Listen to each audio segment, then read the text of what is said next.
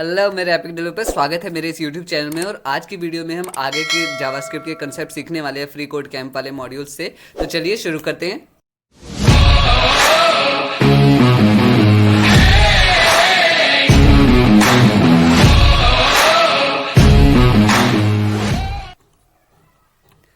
हम 44 concept complete कर चुके हैं टोटल, जैसा कि आप देख सकते हो यहाँ पे।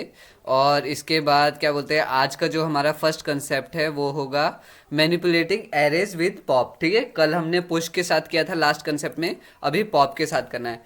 मैं स्प्रिंट टाइमर लगा देता हूँ 45 मिनट्स का। 45 मिनट्स का स्प्रिंट टाइमर लग चुका है। आपके लिए शायद 45 मिनट्स ना हो, लेकिन मेरे लिए तो 45 मिनट्स हो जाते हैं। और अगर नहीं भी हो रहा है आपके लिए, शायद कम हो जाता होगा, कभी ज़्यादा भी हो जाता होगा।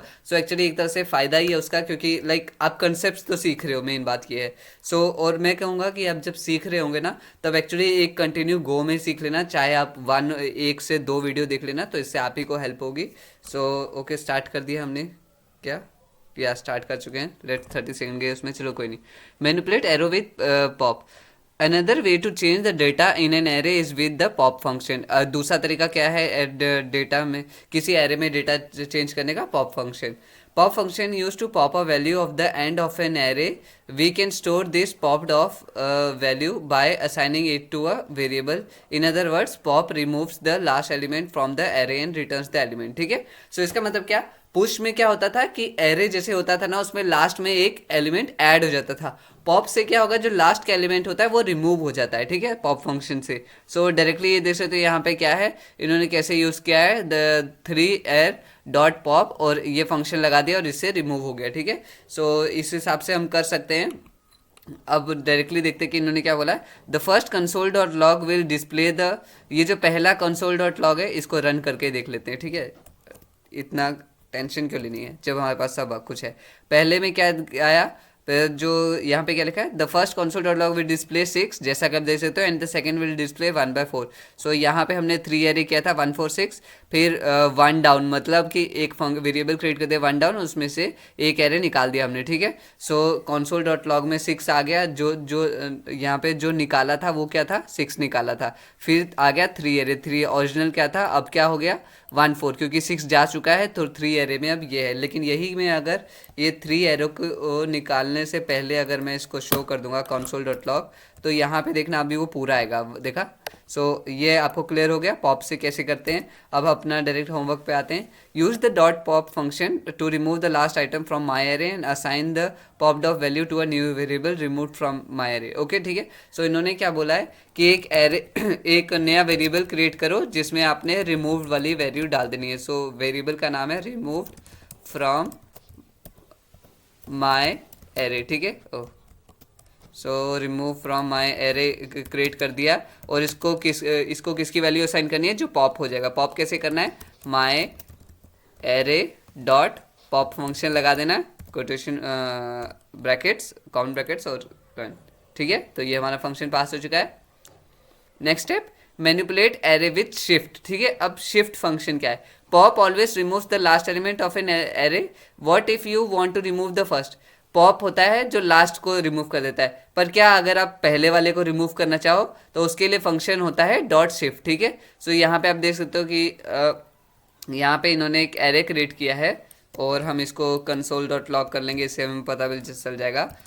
अगर मैं कर देता हूँ यहाँ पे रन कंसोल डॉट लॉग और अवर एरे। ठीक है, अवर एरे कर देता हूँ, तो अभी अवर एरे की वैल्यू आ गई जे और कैट। ठीक है, स्टिम्सन कट गया क्योंकि फर्स्ट वाला हमने शिफ्ट कर दिया। ठीक है, यहाँ पे अवर एरे डॉट शिफ्ट फंक्शन लगा के जिसको इसकी वैल्यू असाइन की। इस हिसाब से ये रिमूव हो चुका है। ये तो आपको समझ आ गया। अब डायरेक्टली देखते हैं टास्क हमारा क्या है। Use the dot shift function to remove the first item from my array too. Okay, पिछले बारी की तरह क्या बोलते हैं, एक एरे बनाना है, remove from my array variable, और क्या बोलते हैं उसमें फर्स्ट वाला का रिमूव कर देना है। कॉन्स्ट कर दिया const, फिर फर्स्ट वेरिएबल डिक्लेयर कर दिया, और इसमें डाल देना है माई एरे डॉट शिफ्ट। ठीक है, ये हमने कर दिया। चेक कर लेते हैं, टेस्ट पास हो चुका है। नेक्स्ट है। जब एक्चुअली सिमिलर कंसेप्ट्स होते हैं ना, वो जल्दी जल्दी क्लियर होता है जब मिलते जुलते हैं। इसीलिए क्या बोलते हैं हमें, जब इसलिए मैंने कहा कि जब आप एक गो में जा रहे होंगे ना, तब आप एक्चुअली वो सभी कंसेप्ट्स कंप्लीट कर लेना, चाहे वो नेक्स्ट वीडियो के लिए ही क्यों ना हो। ठीक है, मैनिपुलेट एरेज विद अनशिफ्ट। अब मैनिपुलेट करना चाहे अनशिफ्ट के साथ, अनशिफ्ट का मतलब not only you can shift elements of the beginning of an array, you can also unshift element to the beginning of an array, that is add element in the front of the array। जैसे like हम क्या कर रहे थे, push से last में add कर रहे थे और पॉप से लास्ट से रिमूव कर रहे थे। अभी हमने क्या किया, शिफ्ट से क्या बोलते हैं फर्स्ट में ऐड कर दिया और अनशिफ्ट करेंगे, सॉरी शिफ्ट से फर्स्ट वाला रिमूव कर दिया, अब हम अनशिफ्ट करेंगे तो फर्स्ट में ऐड हो जाएगा। तो सिमिलर सिमिलर कंसेप्ट। सो सामने देख लेते हैं, इस बार डायरेक्ट हम टास्क करेंगे, ठीक है। So add Paul 35 to the beginning of my array variable using unshift. तो इन्होंने बोला है ये वाला वेरिएबल, एक वेरिएबल बनाना है माई, उन्हें मतलब माई एरे में शिफ्ट क्या करना है, ये वाली वैल्यू। कैसे शिफ्ट करते हैं देखो, अनशिफ्ट करके जो भी वैल्यू आप शिफ्ट अनशिफ्ट करना चाहो वो वाली कर सकते हो। तो हमें क्या करना है, यहाँ पे हमें इसके पहले डालना ना, तो हम डायरेक्टली यहाँ पे एरे डाल देंगे, ओ sorry control Z.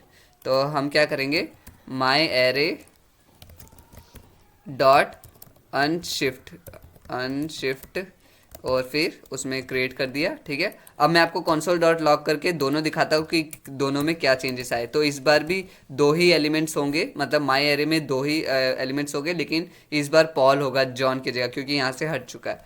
So console dot log my array, okay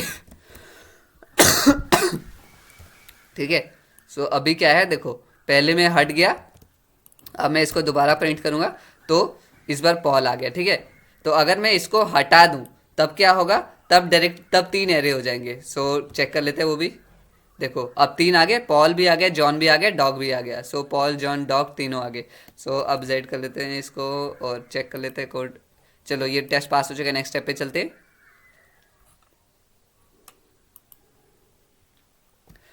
shopping list. अब हमने क्या करना है, create a shopping list in the variable my list. This list should be a multi dimensional array containing several सब arrays, ठीक है। सो हमें क्या करना है, एक शॉपिंग लिस्ट बनानी है जिसका वेरिएबल का नाम क्या है, माई लिस्ट, ठीक है। माई लिस्ट है यहाँ पे, और ये एक मल्टी डायमेंशनल एरे होना चाहिए, मतलब कि एरे के अंदर एरे होना चाहिए, ठीक है। The first element in each sub array should contain a string with the name of the item. The second element should be a number representing the quantity, ठीक है। सो अब हमें क्या करना है, जैसे कि समझ लो अब हमें क्या क्या लेना है, शॉपिंग करने गए। So let's go to a grocery store, okay. So जैसे कि हम लेंगे चॉकलेट बिस्किट, ओके। स्ट्रिंग्स डालना ना, स्ट्रिंग कैसे डालते हैं, कोटेशन मार्क से। सो चॉकलेट BISCUIT बिस्किट, और यहाँ पे क्वांटिटी डाल दी हमने 3 पीस, ठीक है। फिर इसके बाद हम एक और एरे डाल देते हैं और इस बार डायरेक्टली हम चॉकलेट लेंगे।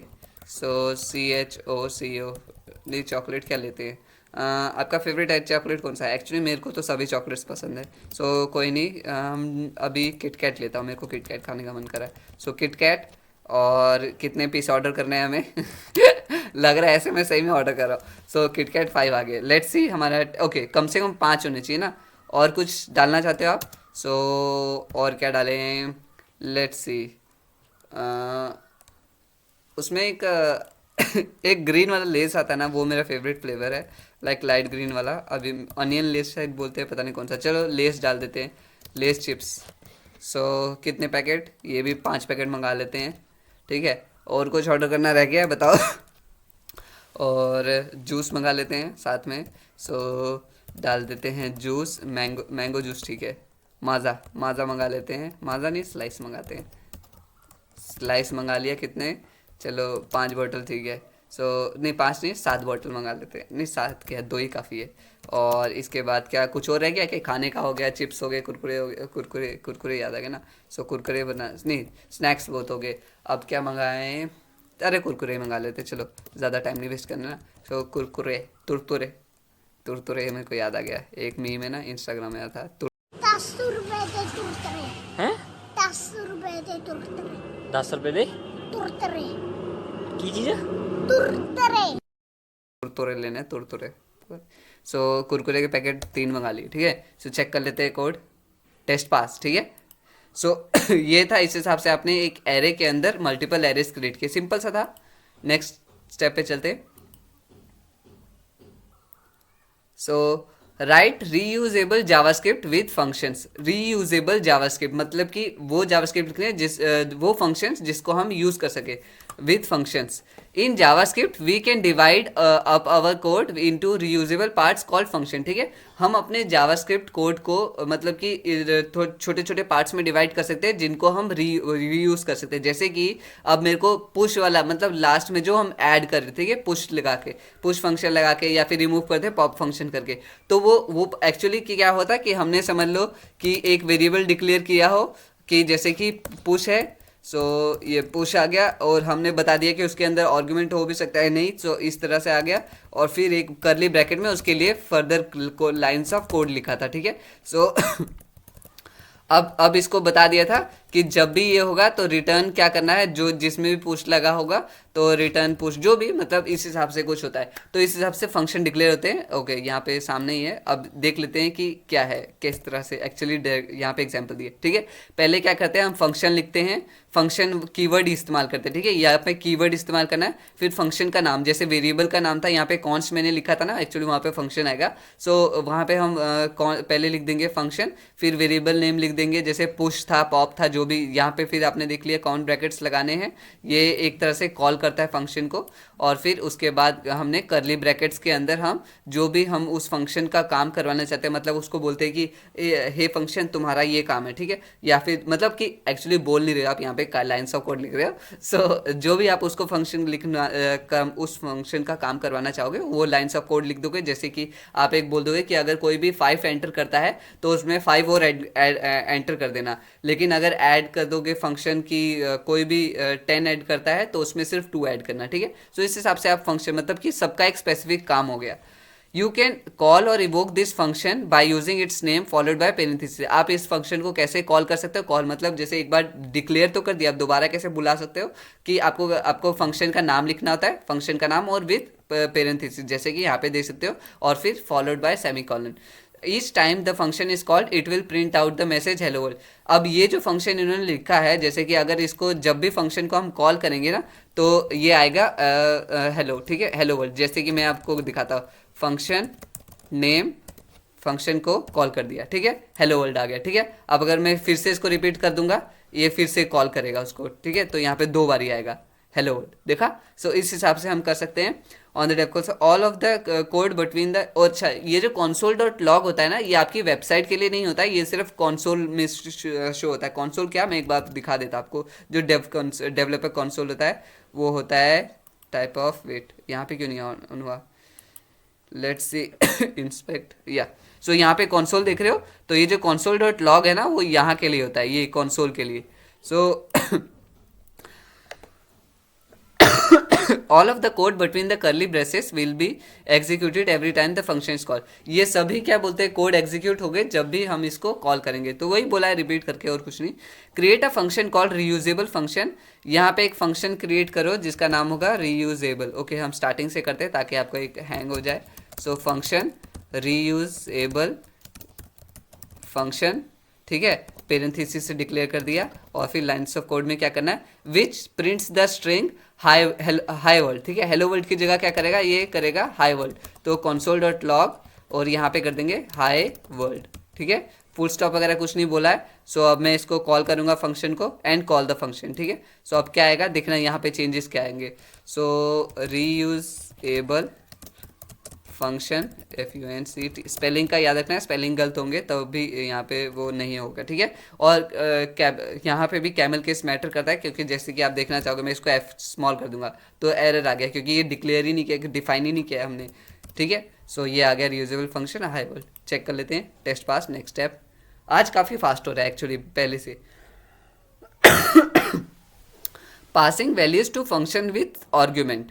सो अब फंक्शन को कैसे, मतलब लाइक किसी फंक्शन को आर्ग्यूमेंट से passing values to function with argument, किसी फंक्शन में कोई वैल्यू पास करना आर्ग्यूमेंट के थ्रू। आर्ग्यूमेंट क्या, मैंने आपको, अगर आपको याद होगा जब मैं फंक्शन के बारे में बता रहा था कि जैसे हम ये लिखते हैं फंक्शन ये ब्रैकेट, और ब्रैकेट के अंदर कोई भी वैल्यू होगी, जैसे ये अगर वो उसमें 2 आर्ग्यूमेंट्स चाहिए होंगे तो इस तरह से 2 वैल्यू आ जाएगी, अगर एक आर्ग्यूमेंट चाहिए होगा एक चाहिए एक वैल्यू आ जाएगी। तो जितने भी फंक्शंस में वैल्यू सूट करते हैं उतने कर सकते हैं, लेकिन ये हम ही पर डिसाइड करता है कि हम क्या यहाँ पे डिक्लेयर करें, ठीक है। सो जैसे कि मैं आपको बिना उधर देखे मैं आपको एक छोटा सा फंक्शन दिखाता हूँ, ठीक है। सो functn function add function create कर दिया। अब ऐड में हमने क्या किया कि कॉन्स डिक्लेयर कर दिया, कॉन्स नहीं, यहाँ पे चलो लेट कर लेते हैं, let x comma let y, ठीक है। ये हमने वेट, यहाँ पे कुछ गड़बड़ है नहीं, सो वेट, इसको कॉन्स से होता है,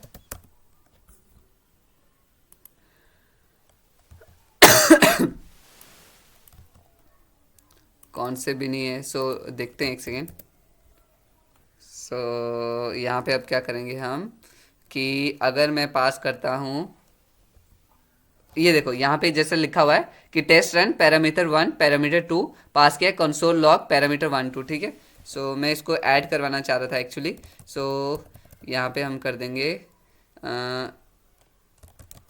const z equal x plus y, ठीक है, console dot log z। Okay let's C const, यहाँ पे गड़बड़ क्या हो रही है।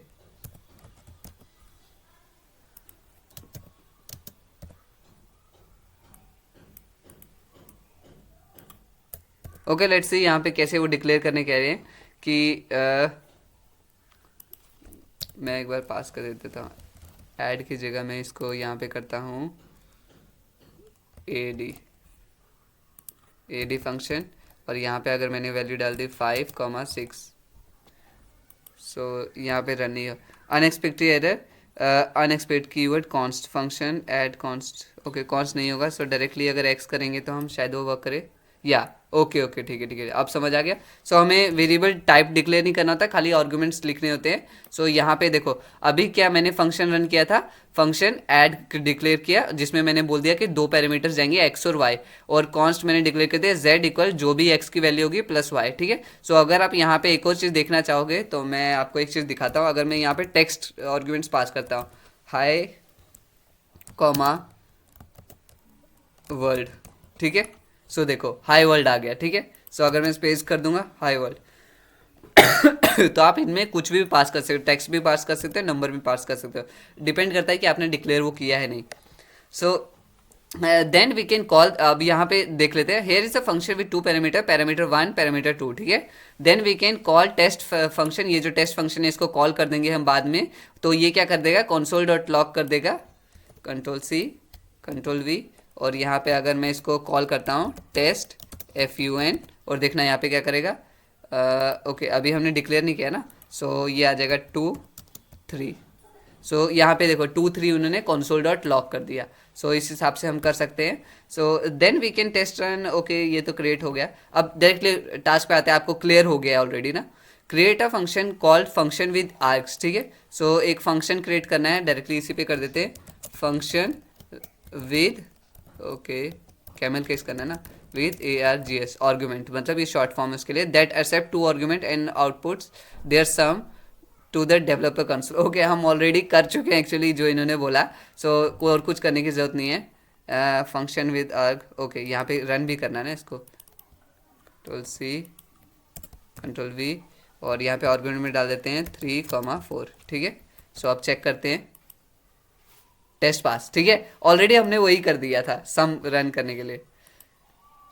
सो ये वाला मेरे को अच्छा लगा, लाइक टेस्ट से पहले पता चल गया कि क्या टेस्ट था। Return a value from a function with return, okay. अब रिटर्न फंक्शन से क्या होता है, क्या बोलते हैं, मतलब आप किसी फंक्शन से कोई वैल्यू रिटर्न करवा सकते हो यूजिंग फंक्शन रिटर्न, ठीक है। सो थोड़ा सा अजीब सा है लेकिन मैं बताता हूँ इसका एक्चुअली क्या होता है। सो फंक्शन हम डायरेक्टली टेस्ट पे आते हैं, फिर मैं आपको ज़्यादा डायरेक्टली बताऊंगा। क्रिएट अ फंक्शन टाइम्स 5, ठीक है। सो हमने फंक्शन क्रिएट करना है टाइम्स 5, मतलब कि मल्टीप्लाई कर देंगे मेरे हिसाब से। दैट एक्सेप्ट्स 1 आर्ग्यूमेंट, मतलब चलो एक एक्स डाल दिया आर्ग्यूमेंट। अब यहाँ पे क्या करेंगे हम, मल्टीप्लाइड बाय 5, तो हम यहाँ पे कर देंगे रिटर्न मतलब क्या कि मेरे को रिटर्न दो, ये वाली वैल्यू दो, क्या कि जैसे जो भी x है इंटू 5, ठीक है। तो जो भी 5 होगा वो रिटर्न कर देना है मेरे को। सो अब मैं इसको अगर टाइम्स, अब मेरे को नहीं पता ये console डॉट लॉग में शो होगा नहीं, तो लेट्स सी अगर मैं 5 करूँगा तो ओके ये वैल्यू शो तो नहीं हो रही, लेकिन एक सेकेंड अब मैं हाँ यहाँ से इस तरह से कर सकते हैं ना हम, जैसे कि इन्होंने किया है कि const ANSWER answer equal this. अब मैं इसको प्रिंट करवा दूंगा console डॉट लॉग ANSWER, ठीक है। अब देखना यहाँ पे क्या आएगा 25, 5 इंटू 5 25। अगर मैं यहाँ पे 6 कर देता हूँ तो 30 हो जाएगा, अगर मैं यहाँ पे 1 कर देता हूँ तो 5 हो जाएगा, अगर लेट्स सी 0 करते हैं तो 0 आ गया, ठीक है। सो इस हिसाब से हम नंबर पास कर सकते हैं। और रिटर्न फंक्शन क्या करता है, हमें रिटर्न एक वैल्यू रिटर्न करता है, किसी भी फंक्शन में जो भी काम बोला उसको उस चीज़ को रिटर्न कर देगा। आप चाहते हैं तो यहाँ पे इस तरह से भी कर सकते थे कि const y equal x into 5, ठीक है। और यहाँ पे आप रिटर्न करवा देते कि जो भी y की वैल्यू है वो हमें रिटर्न कर दो। सो ऑलमोस्ट सेम ही चीज़ हो रहा है, बस इसको करने का तरीका अलग है। आप जैसे भी कर सकते हो ऐसे। अब इसमें कौन सा सही है कौन सा गलत ऐसा कुछ नहीं होता है, लेकिन अगर डायरेक्टली यहाँ पे कुछ हमें ज़्यादा कोड वाला काम था नहीं, सिंपल था, तो इसलिए हमने डायरेक्ट रिटर्न करवा दिया x इंटू 5, ठीक है। सो x इंटू 5 कर दिया, create a function and multiplied by and return the new value, ठीक है। लेट्स सी टेस्ट पास या, ठीक है। नेक्स्ट स्टेप पे चलते हैं, thunder cats. So globe scope and function, ठीक है। अब ग्लोब स्कोप की बारी आ गई। ग्लोब स्कोप क्या होता है और फंक्शंस के कैसे करते हैं डील उसके साथ। In JavaScript scope refers to the visibility of variables which are defined outside. In JavaScript, scopes refer to the visibility of variable which are defined outside of a function block have global scope. Okay, so अब globe scope क्या होता है? Scope refer करता है कि किसी variable की visibility के साथ। अब वेरिएबल की विजिबिलिटी का मतलब है कि वो किस किस को विजिबल है। जैसे मैंने कोई वेरिएबल डिक्लेयर किया है, वो वाला वेरिएबल कौन कौन देख सकता है, ठीक है। सो इसी को लाइक स्कोप बोलते हैं। जैसे कि अगर मैंने एक वेरिएबल इसके अंदर डिक्लेयर किया है और एक वेरिएबल मैंने बाहर डिक्लेयर किया है, तो जो वेरिएबल इसके अंदर डिक्लेयर किया है ना, उसके साथ इंटरेक्ट सिर्फ ये फंक्शन कर सकता है, बाकी कोई और नहीं कर पाएंगे। जैसे कि मैंने अगर यहाँ पे x इक्वल टू 5 कर दिया, तो अगर मैं यहाँ पे बाहर लिखूंगा console dot x equal to 5, वो नहीं प्रिंट होगा। तो लेट्स आपको मैं शो ही कर देता हूँ। सो const इक्वल 5, ठीक है। अब मैं अगर मैं पुट करूँगा यहाँ पे कॉन्स्ट एक्स इक्वल वेरिएबल ही डिक्लेयर किया, ओके। सो अब मैं कर दूंगा console डॉट लॉग 5, देखना नहीं शो होगा ये, ओके शो हो गया। सॉरी 5 नहीं शो करना था, x करना था। या reference error x is not defined, x define ही नहीं है, लेकिन हमने तो किया है, तो ये क्या बोल रहा है कि डिफाइन नहीं है। तो इसीलिए यही चीज़ होता है स्कोप की, कौन सा वेरिएबल किसको देख सकता है।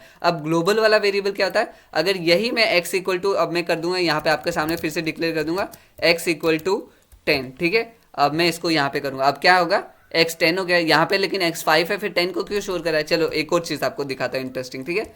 रिटर्न x प्लस 5, ठीक है। सो अब क्या है, console डॉट लॉग किया 5 किया, 5 प्लस रुको 5 भी करेंगे 7 करेंगे, ताकि थोड़ा वैल्यू डिफरेंस हो जाए तो हमें पता चले, ठीक है। यहाँ पे फिर भी 7 शो करा है। तो अब हम, लेकिन चलो लेट्स सी, अगर हम यहाँ पे कोई फंक्शन डाल देते, ठीक है। यहाँ पे हम सिर्फ x डिक्लेयर करते हैं कि जो भी होगा x उसमें हमें 7 पास कर देना है, ठीक है। सो यहाँ पे एक x डिक्लेयर कर दिया। अब क्या करना है नहीं x नहीं, यहाँ पे कर देते हैं y। सो ये आ गया y, ठीक है। अब क्या करना है, हमें कॉन्स्ट x डिक्लेयर कर दिया जिसकी वैल्यू आ गई 5, और यहाँ पे कर दिया हमने x प्लस वाई, मतलब कि जो भी वैल्यू आ जाए उसमें 5 करना है। तो कॉम्प्लिकेट हो जाएगा तो बता देना एक्चुअली मेरे को कमेंट्स करके, लेकिन तब तक क्लियर कर ही दूंगा मैं 2 मिनट में। सो यहाँ पे अब जैसे मैंने यहाँ पे पास किया x कर रहा हूँ, तो पास यहाँ पे वैल्यू क्या आ रही 10, क्योंकि ये यही वाला शो करा है। लेकिन अगर मैं इसको करूँगा, वेट मेरे को वेरिएबल्स के साथ खेलना है ना, कंट्रोल x नहीं, ठीक है कंट्रोल z।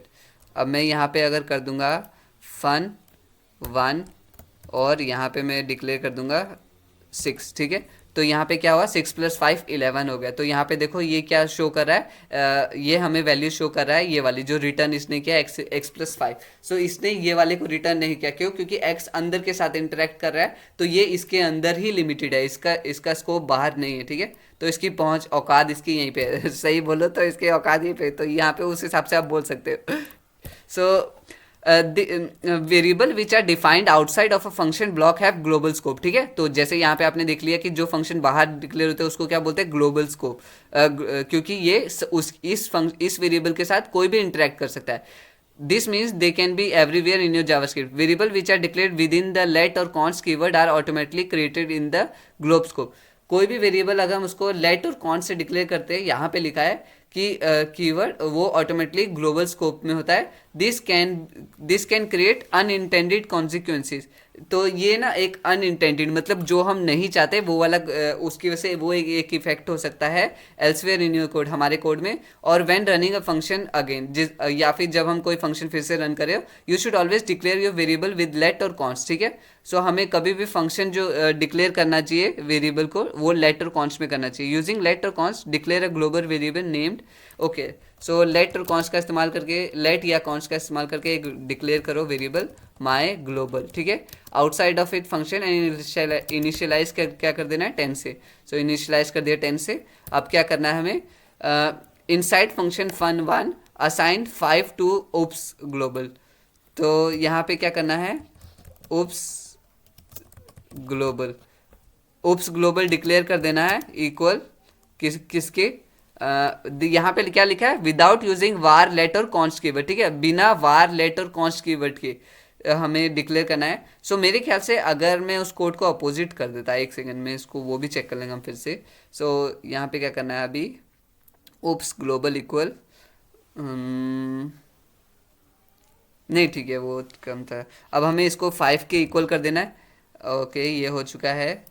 और कुछ करना है, inside function fun assign 5 to oops global without using var let's, okay let's see, okay ठीक है। तो टेस्ट हमारे पास है, तो फंक्शन के अंदर हमें किसी टाइप का यूज़ नहीं किया, लेकिन नीचे देख सकते थे, पिछले में आपको दिखा भी देता एक बार फिर से। यहाँ पे देखो इन्होंने टाइप यूज़ किया हुआ वार।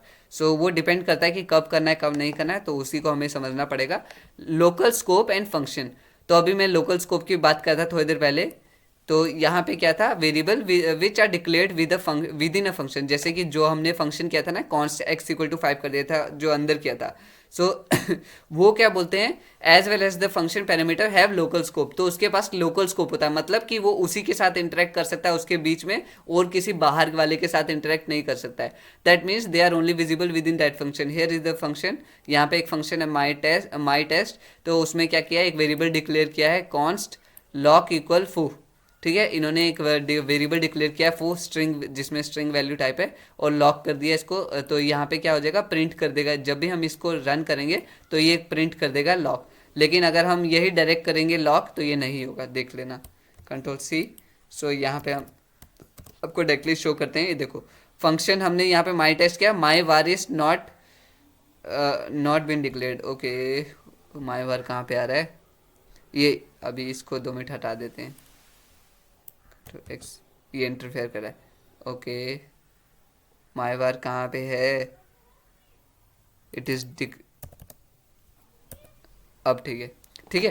तो यहाँ पे आप देख सकते हो कि फू आ गया, माई टेस्ट रन किया तो फू शो हो गया। लेकिन क्या बोलते हैं, जब console डॉट लॉक किया तो यहाँ पे बोल रहा है लॉक इज नॉट डिफाइंड। तो ये लोकली था, ये बाहर इसको आप नहीं कॉल कर सकते इस वेरिएबल को।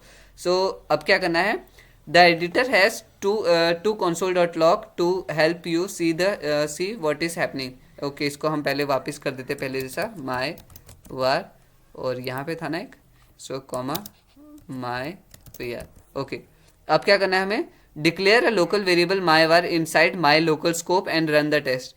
यहाँ पे एक डिक्लेयर कर दो variable const my local SCOPE local scope and run the test, ठीक है। और टेस्ट को रन करो, माई लोकल नहीं माई वार था,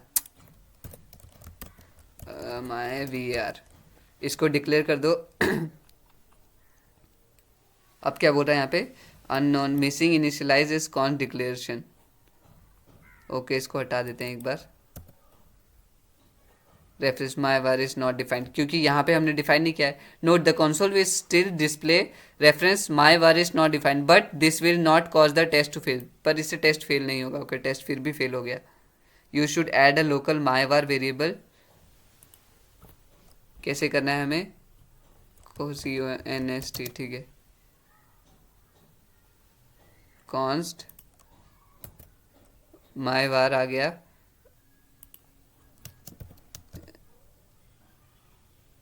ओके, यहाँ पे हम क्या करें? Only change code below this unknown missing initialiser const declaration. अब क्या करें? यहाँ पे इन्होंने तो कोई वैल्यू दी नहीं है कि किसके को डिक्लेयर करना है. Declare a local variable inside my local and run the text. ठीक है, सो डिक्लेयर करना है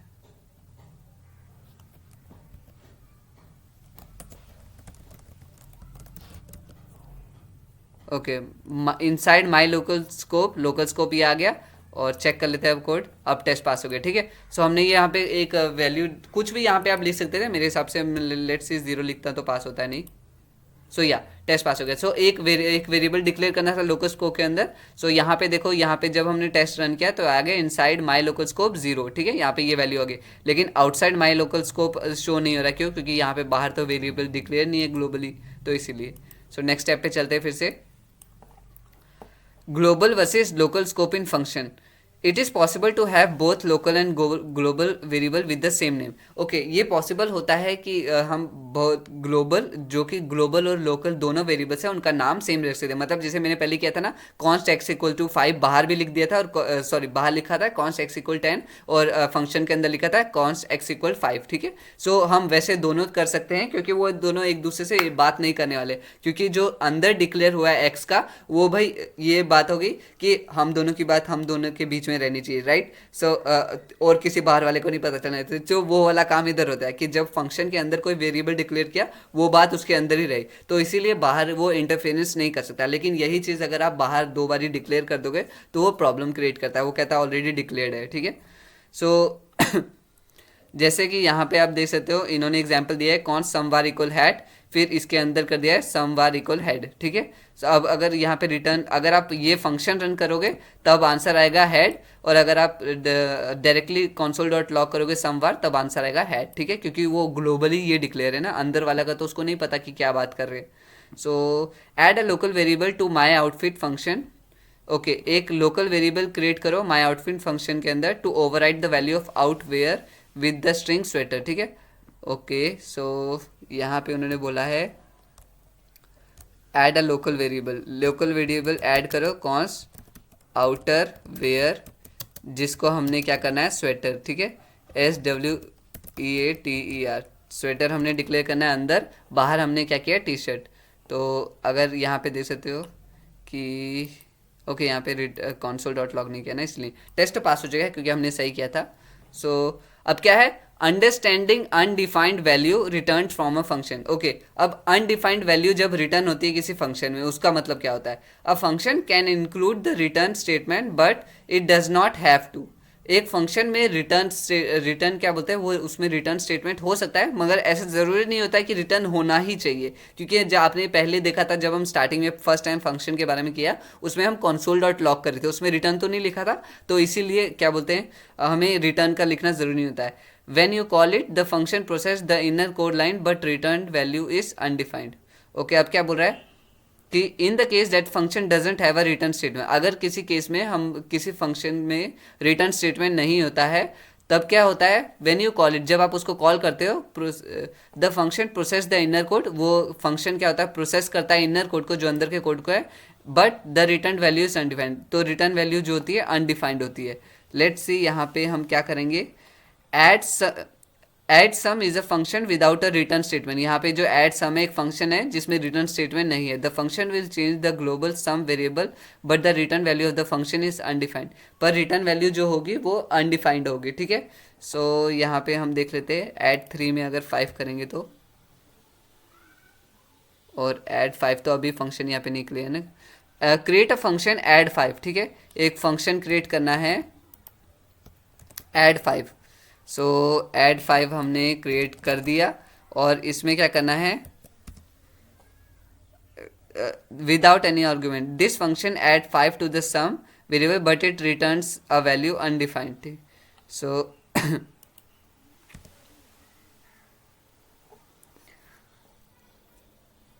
let's see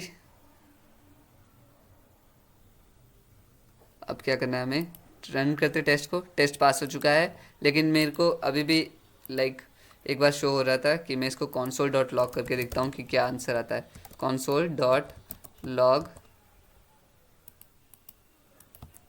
will it show answer undefined. ठीक है. सो समझ आ गया कि ये जो इसने रिटर्न किया ये अनडिफाइंड किया, तो इसी की बात कर रहे थे वो. और अगर मैं यहाँ पे कर दूँ ऐड 3 वाला है ना, अगर मैं यहाँ पे कर दूँ रिटर्न सम, अब देखना ये आंसर दे देगा हमें 3. ठीक है. सो अगर आप रिटर्न नहीं यूज़ करोगे तो ये जो वैल्यू रिटर्न करता है वो इसकी डिफ़ॉल्ट वैल्यू क्या होती है, अनडिफाइंड. ठीक है. तो जैसे कि देख सकते हैं आप. अब क्लियर हो गया completely. Next go to next. अब सेटिस्फैक्शन हो गया ये वाला करके. Assignment with a return value.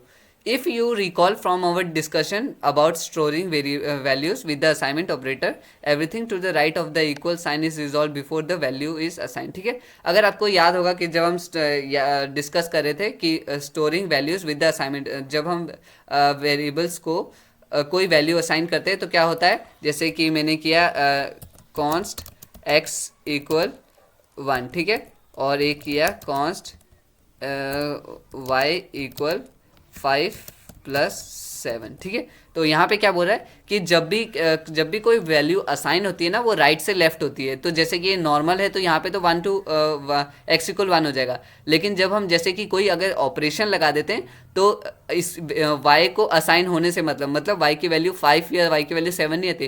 पहले ही कैलकुलेशन होगा 5 + 7 12, फिर जाके वो वैल्यू असाइन होगी. तो वही चीज़ बोला, everything the right of the equal sign is resolve before the value is assign. तो यहाँ पे सब कुछ रिजॉल्व हो जाएगा कि क्या करना है क्या नहीं करना है. अच्छा हम दोनों को जुड़ना है, ठीक है, ऐड होना है, चलो ऐड हो जाते हैं, फिर जाके वैल्यू रिटर्न करेंगे. This means we can take the return value of a function and assign it to a variable. इसका मतलब क्या कि हम कोई भी फंक्शन की रिटर्न वैल्यू को ले सकते हैं और उसे किसी वेरिएबल में असाइन कर सकते हैं. ठीक है. Assume we have predefined a function. इसका मतलब ओके. सो यहाँ पे ये आसानी से क्या कहने की मतलब कॉम्प्लेक्सिटी से क्या कहने की कोशिश कर रहे थे कि अगर हम चाहे ना किसी वेरिएबल को हम कोई फंक्शन के साथ भी फंक्शन वाली वैल्यू भी दे सकते हैं. जैसे कि यहाँ पे क्या है इन्होंने प्रोसेस ARG. ठीक है. और यहाँ पे नम उन्होंने क्या बोल दिया, कोई भी डाल देते हैं 5. ठीक है. सो ये वैल्यू डाल दी. अब अगर मैं करूँगा console.log x. ठीक है.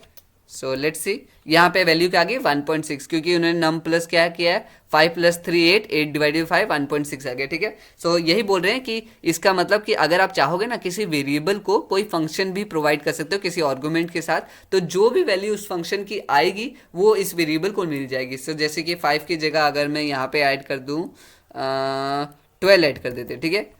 सो आंसर क्या आ गया 3 आ गया, क्योंकि 12 + 3 15 15 / 5 वो. तो यहाँ पे पहले प्रोसेस कैलकुलेशन हो गया, फिर जाके किसी वेरिएबल को उसकी वैल्यू मिली. Call the process arg function with an argument of 7. Okay. इन्होंने बोला एक फंक्शन को कॉल करो 7 के साथ and assign its return value to the variable processed PROCESSED. ठीक है. सो प्रोसेस आर्गुमेंट और प्रोसेस्ड वैल्यू. तो यहाँ पे अब हम अगर यहाँ पे कर देते हैं PROCESSED तो यहाँ पे वैल्यू सेम आ जाएगी 3. ओके. क्यों नहीं आई, let's see. Process argument. Okay. क्या प्रॉब्लम है, अननोन आइडेंटिफायर प्रोसेस्ड PRO गलत लिखा क्या, Ctrl+C.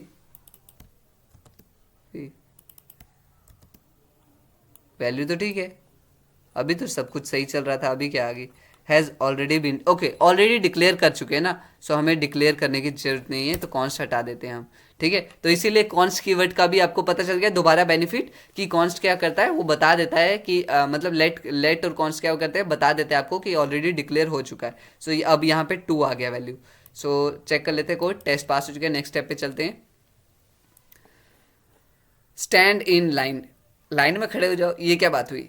In computer science a queue is an abstract data structure where items are kept in order. ठीक है, कंप्यूटर साइंस में क्या होता है, एक क्यू क्या होता है, एब्स्ट्रैक्ट डेटा होता है, एब्स्ट्रैक्ट डेटा स्ट्रक्चर होता है जहां पे जो आइटम्स होते हैं ना उन्हें एक लाइन में स्टोर किया जाता है, एक ऑर्डर में 1 2 3 4 या फिर ABCD कुछ भी, मतलब एक ऑर्डर हो गया, या फिर कोई और ऑर्डर अगर आपके दिमाग में अभी आ रहा होगा तो।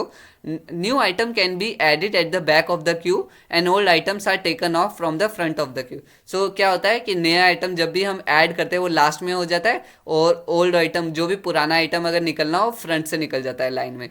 सो इट्स जस्ट लाइक कि अगर आप किसी समझ लो, इट्स सपोज आप देख रहे हो ना स्क्रीन, आप टिकट काउंटर वाले हो, ठीक है। सो मैं टिकट लेने आया आपसे और मेरे पीछे लाइन खड़ी है, तो जैसे ही मैं यहाँ से टिकट ले लूंगा, मैं आगे से फ्रंट से हट गया और पीछे जो भी आएगा वो मेरे पीछे ऐड होते जाएगा, समझ गए। सो इसका मतलब वहां से हो रहा है, सिंपल क्यू ओरिजिनल क्यू की तरह।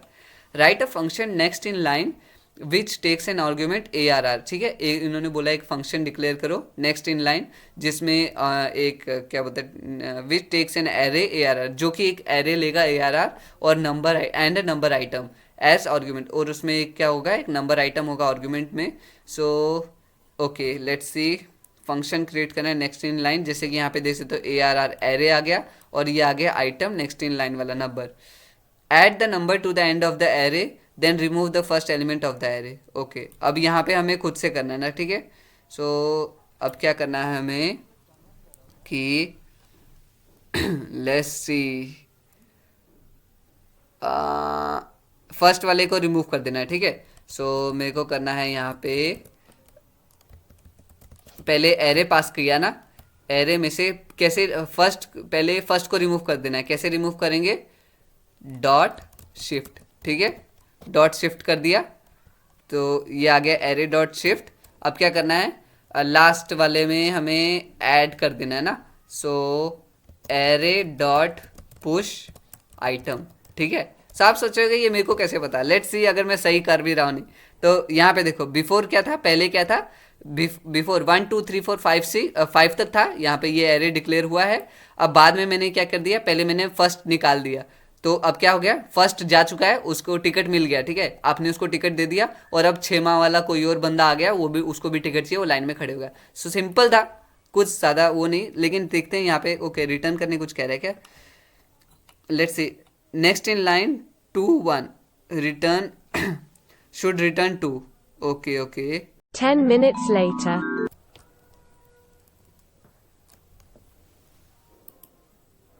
Okay, so I found the answer. अभी क्या क्या है, इन्होंने क्या बोला था कि and then remove the next line function should then return the element that was removed.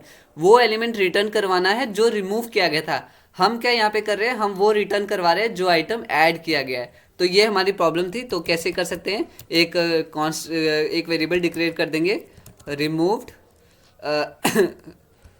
Removed item, ठीक है, डिक्लेयर कर दिया, और इसको ये वैल्यू डाल दी, और रिटर्न क्या करवाना है, कंट्रोल C।